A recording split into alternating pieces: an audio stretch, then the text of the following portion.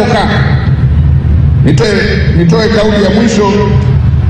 Mheshimiwa Rais ameelekeza tarehe 9 hakutakuwa na sherehe za kuadhimisha hiyo Disemba 9, na gharama ya fedha ambazo zilikuwa zitumike kwenye sherehe ameelekeza ziende kutengeneza miundombinu hii iliyoharibika.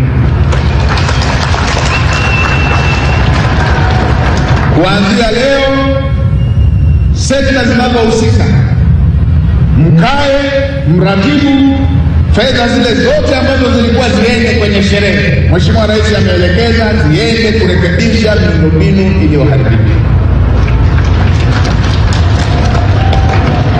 Ofisi ya Waziri Mkuu, uratibu sera mbunge pamoja na sekta zinazohusika, liratibuni hilo ili maelekezo ya Mheshimiwa Rais, fedha hizo ziende haraka zikarejeshe miundombinu, zirejeshe zahanati zinazotakiwa kuponya maisha ya Watanzania.